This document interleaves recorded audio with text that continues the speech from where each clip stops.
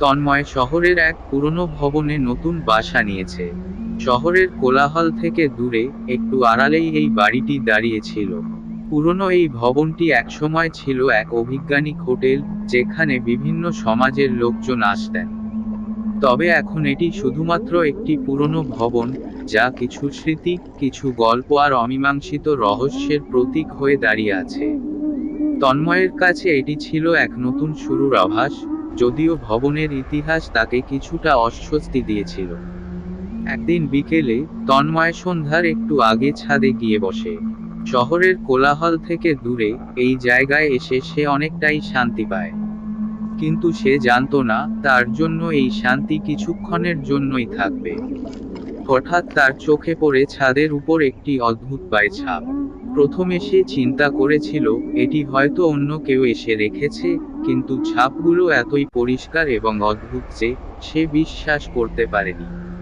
প্রতিটি ছাপ আঁকে আঁকে নিখুঁতভাবে ছাদের মেঝেতে ছড়িয়ে পড়েছিল, যেন এক অদৃশ্য শক্তি সেই পাগুলি রাখছিল।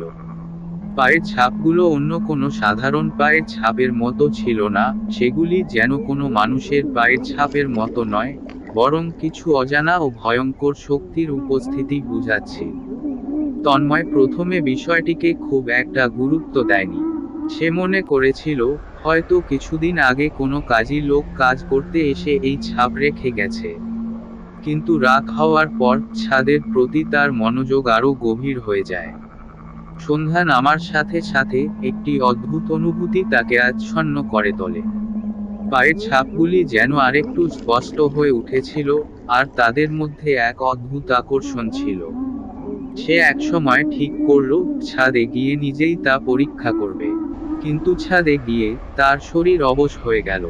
ছাপগুলো আগে যেখানে ছিল ঠিক সেখানেই এখন আর কিছু নেই।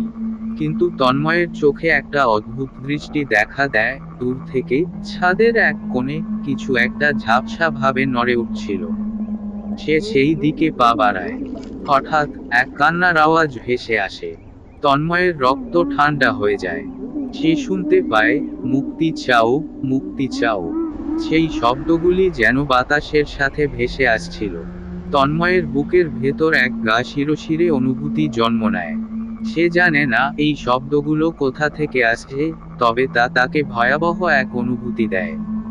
তন্ময় আর সেদিকে এগোতে পারল না। সে ছাদের সিঁড়ির দিকে ফিরে আসে, কিন্তু তার চোখের সামনে পুরনো ভবনের সেই অদ্ভুত পায়ের ছাপগুলো যেন চিরকালীন স্মৃতি হয়ে রয়ে যায়। সে বুঝতে পারে এই ভবনের গোপন রহস্যের সাথে তার কোনো সম্পর্ক থাকতে পারে, এবং হয়তো তার এই রহস্য উন্মোচন করতে হবে। পরদিন সকালে তন্ময় সিদ্ধান্ত নেয় যে সে এই ঘটনা সম্পর্কে আরও জানবে। শহরের এক প্রবীণ ব্যক্তির কথা শোনা গিয়েছিল, যিনি অনেক পুরনো ভবনের ইতিহাস জানেন। তন্ময় তাকে দেখতে যায়। প্রবীণ ব্যক্তি তার মুখে একটি সন্ত্রস্ত হাসি নিয়ে বলে, এই বাড়ির ছাদে যে পায়ের ছাপগুলো দেখা যায় তা কোনো সাধারণ মানুষের নয়। তন্ময়ের মনে আবার প্রশ্ন জাগে। সে আরও জানতে চায় কী ধরনের পায়ের ছাপ। প্রবীণ ব্যক্তি উত্তর দেয়, এগুলো এক সময়কার মালিকের নয়। এখানে আরও অনেক কিছু রয়েছে যা কখনো প্রকাশ পায়নি। তোমার সামনে একটি ভুতুড়ে কাহিনী অপেক্ষা করছে, যা এই বাড়ির অতীতের সঙ্গে সম্পর্কিত। তন্ময় প্রবীণ ব্যক্তির কথাগুলো শোনার পর তার মনের মধ্যে আরও কৌতূহল জন্ম নেয়। সে বুঝতে পারে ছাদের পায়ের ছাপগুলি কেবল এক এলোমেলো ঘটনা নয়, বরং এই পুরনো বাড়ির একটি অমীমাংসিত রহস্যের অংশ। তার যাত্রা শুরু হচ্ছে, তবে তার সামনে কি অপেক্ষা করছে তা সে জানে না। তন্ময় ঘুম থেকে উঠে অনুভব করে কালো রাতের ঘটনা কোনো স্বপ্ন নয়। তার মনে বারবার সেই ছাদের পায়ের ছাপ আর অদ্ভুত কণ্ঠস্বর ফিরে আসতে থাকে। ঘড়িতে তখন সকাল 7টা বাজে। তন্ময় সিদ্ধান্ত নেয় আর দেরি করা যাবে না। তাকে এই রহস্যের মূল খুঁজে বের করতে হবে। ব্রেকফাস্ট সেরে সে ছাদে ওঠে। সকালবেলা ছাদ একেবারে পরিষ্কার ও নিস্তব্ধ। তেমন কিছুই অস্বাভাবিক মনে হয় না। তবে তন্ময়ের মনে অস্বস্তি কাটে না। কারণ যে পায়ের ছাপ গত রাতে সে দেখেছিল, সেগুলোর কোনো চিহ্ন এখন আর নেই। এটা কিভাবে সম্ভব? তন্ময়ের মনের গভীরে এক তীব্র অজানা ভয় বাসা বাঁধে। সেই পুরো ছাদটি একবার ঘুরে দেখে। ছাদে কিছু পুরনো আসবাবপত্র রাখা আছে, একটি ভাঙা টেবিল, জং ধরা চেয়ার, এবং কয়েকটি পুরনো বাক্স। এগুলোর দিকে তাকিয়ে তন্ময়ের মনে হয় এগুলো হয়তো বহুদিন আগে থেকে এখানে রয়েছে।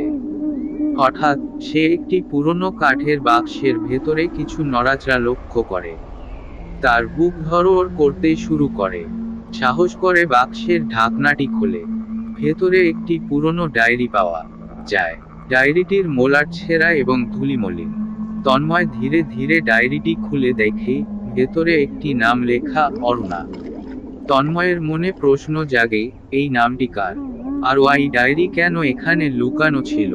ডায়েরির প্রথম পাতায় লেখা ছিল, যদি তুমি এই ডায়েরি পড়ছো, তাহলে জেনে রেখো, আমার গল্প এখানেই শেষ হয়নি। আমার আত্মা এখানেই আটকা পড়েছে। মুক্তি চাই, কিন্তু সেই মুক্তির পথ সহজ নয়। ছাদের পায়ের ছাপগুলোকে অনুসরণ করো, তুমি জানতে পারবে সত্যিটা কি। তন্ময় হতবাক হয়ে যায়। সে ডায়েরির পাতা উল্টাতে থাকে। ডায়েরির প্রতিটি পাতায় একটি রহস্যময়ী গল্প ফুটে উঠতে থাকে। অরুণা ছিলেন এই ভবনের এক সময়কার বাসিন্দা। তিনি খুব সাধারণ এক মেয়ে ছিলেন, তবে তার জীবন এক রাতে চিরতরে বদলে যায়। ডায়েরিতে লেখা, এক রাতে ছাদের ওপর আমি তার মুখোমুখি হয়েছিলাম। সে আমার জন্য অপেক্ষা করছিল, তবে সেটা ভালোবাসার জন্য নয়। সে আমাকে ছাদ থেকে ঠেলে ফেলে দিয়েছিল। আমার আত্মা এখানেই আটকে গেছে। আমি তার ক্ষমা চাই না, আমি তার শাস্তি চাই। তন্ময়ের মনে সন্দেহ আরো ঘনীভূত হয়। সে বুঝতে পারে এই ভবনের ইতিহাস কেবল কোনো সাধারণ গল্প নয়। এটি একজন আত্মার কষ্টের গল্প, যা এখনো শেষ হয়নি। হঠাৎ ছাদে এক অদ্ভুত শব্দ শোনা যায়, যেন কারো ভারী পায়ের শব্দ সিঁড়ি দিয়ে উপরে উঠে আসছে। তন্ময় দ্রুত চারদিকে তাকায়, কিন্তু কাউকে দেখতে পায় না। শব্দ ধীরে ধীরে বন্ধ হয়ে যায়।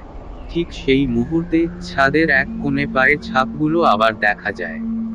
তবে এবার তারা আরো স্পষ্ট এবং অদ্ভুত। ছাপগুলোর মধ্যে তপ্ত ছাইয়ের মতো কিছু ধোঁয়া উঠছে। তন্ময় ছাপগুলোর দিকে এগিয়ে যায়। সে দেখতে পায় ছাপগুলো সোজা একটি নির্দিষ্ট জায়গায় গিয়ে থেমে গেছে।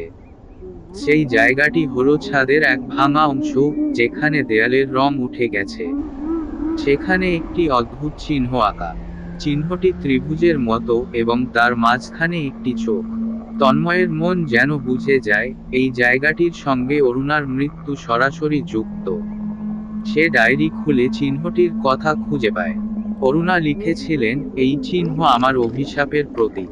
যখনই এটি দেখা যায়, তখন বুঝে নিও, আমার আত্মা তোমার কাছে রয়েছে। আমাকে মুক্তি দিতে হলে তোমাকে সত্যের মুখোমুখি হতে হবে। তন্ময়ের শিরদাঁড়া দিয়ে ঠান্ডা স্রোত বয়ে যায়। তার মনে হয় এই রহস্য তাকে ধীরে ধীরে নিজের মধ্যে টেনে নিচ্ছে। এই অধ্যায় শেষ হয় যখন তন্ময় চিহ্নটির সামনে দাঁড়িয়ে নিজেকে প্রতিজ্ঞা করে যে সে ডায়েরিতে লেখা তথ্য অনুসরণ করবে এবং পুরো ঘটনার পেছনের সত্যিটা বের করবে। তবে সে জানে না সামনে তার জন্য কি অপেক্ষা করছে। তন্ময়ের রাত কেটেছে ডায়েরির পাতাগুলো পড়তে পড়তে। তার মাথা জুড়ে একটাই প্রশ্ন, অরুণা কে ছিলেন? কেন তার আত্মা এই ভবনে আটকা পড়ে আছে? ডায়েরির প্রতিটি শব্দ যেন অতীতের ভয়াবহ ঘটনাগুলোর সাক্ষী হয়ে আছে। ডায়েরি অনুযায়ী প্রায় 50 বছর আগে এই ভবনে এক ভয়ানক হত্যাকাণ্ড ঘটেছিল। অরুণা ছিলেন এই ভবনের একমাত্র মালিকের স্ত্রী। তার স্বামী রুদ্র একজন ধনী এবং অত্যন্ত রাগী মানুষ ছিলেন।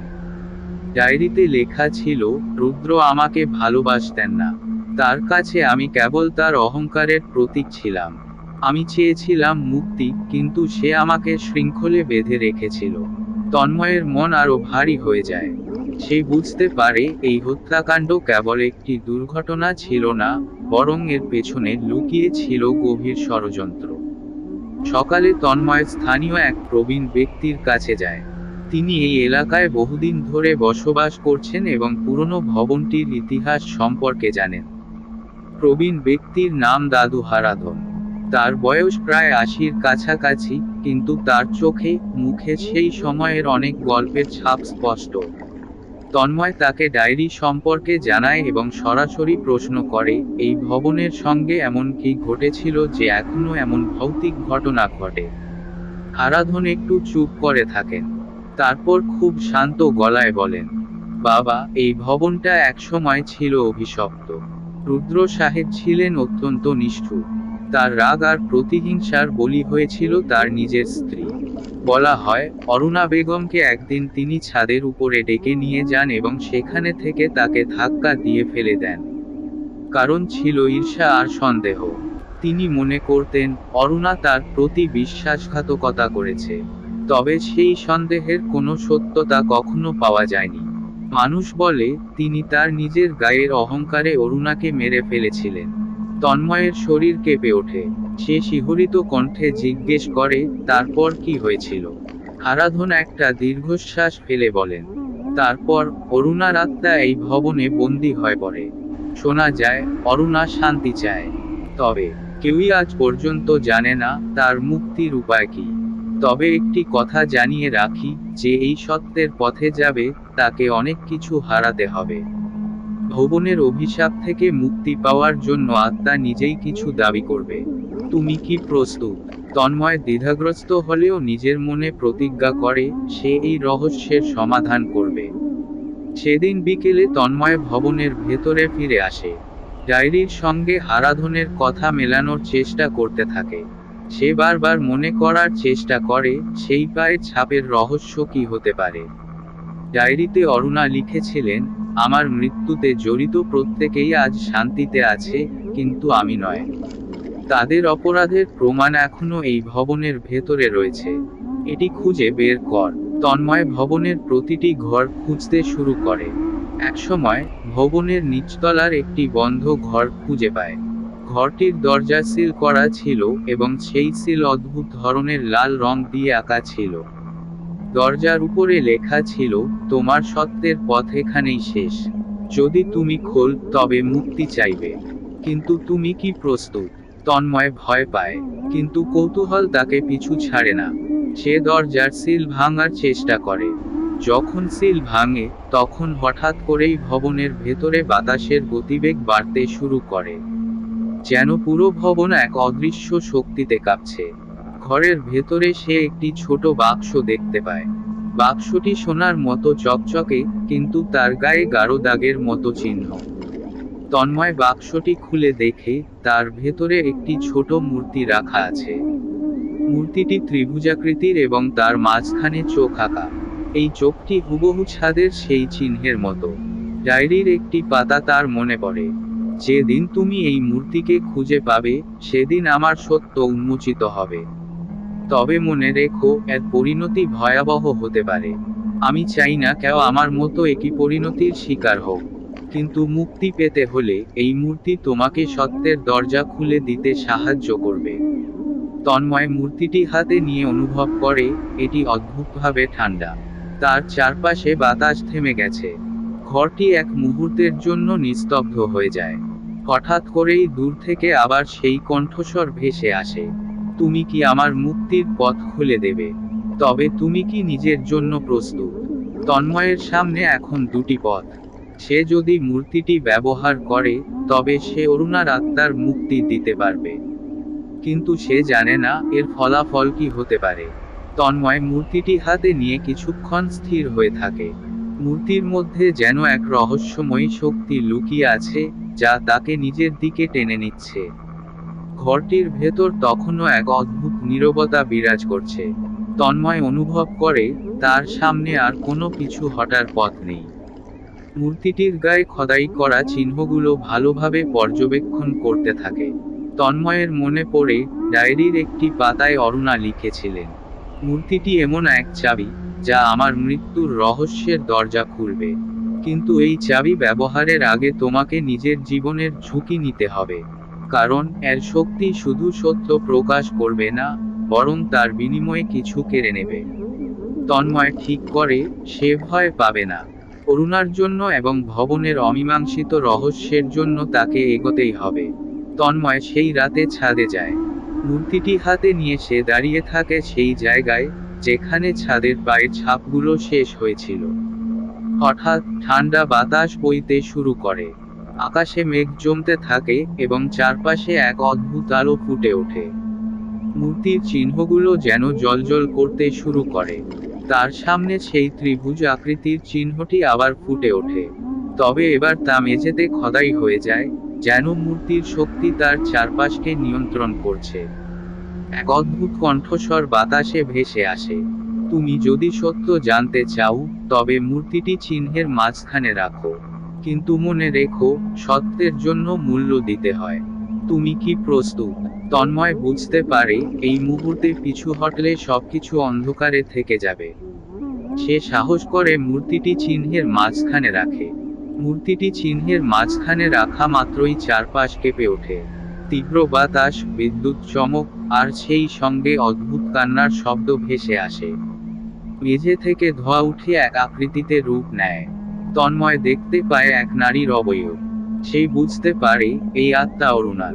অরুণা ধীরে ধীরে তার দিকে তাকিয়ে বলে, তুমি আমার ডায়েরি পড়েছ। তুমি জানো আমি কিভাবে মারা গিয়েছি।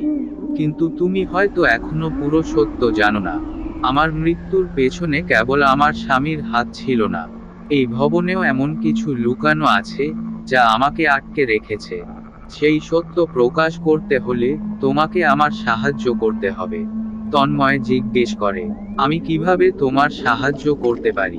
করুণার কণ্ঠ ভারী হয়ে ওঠে। তুমি এই মূর্তিকে ব্যবহার করে ভবনের অতীত উন্মোচন করবে। তবে মনে রেখো, এই সত্য উন্মোচনের পথ সহজ নয়। এই ভবনের প্রতিটি ইট আমার যন্ত্রণা ধারণ করেছে। সত্য প্রকাশ হলে তা তোমার জীবনের উপর গভীর প্রভাব ফেলবে। করুণার আত্মা তন্ময়ের চারপাশে ঘুরে বেড়ায়। সে মূর্তিটির একটি নির্দিষ্ট অংশে আঙুল রাখে। মূর্তির সেই অংশে একটি ছোট লুকানো দরজা খোলে।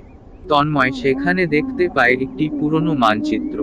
মানচিত্রে ভবনের নিচতলায় একটি গোপন কক্ষের চিহ্ন রয়েছে, যা এতদিন কেউ খুঁজে পায়নি। করুণা বলে, এই কক্ষেই রয়েছে আমার মৃত্যুর চূড়ান্ত প্রমাণ। তবে সেখানে পৌঁছাতে গেলে তুমি ভয়ঙ্কর বিপদের মুখোমুখি হবে। ভবনটি আমাকে আটকে রাখার জন্য অভিশপ্ত।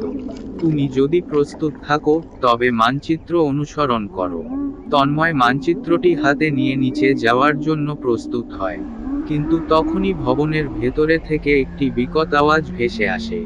যেন কেউ বা কিছু তার এই পরিকল্পনা ভেস্তে দিতে চাইছে। তন্ময় সিদ্ধান্ত নেয়, সে মানচিত্রটি অনুসরণ করে নিচতলার সেই গোপন কক্ষে যাবে।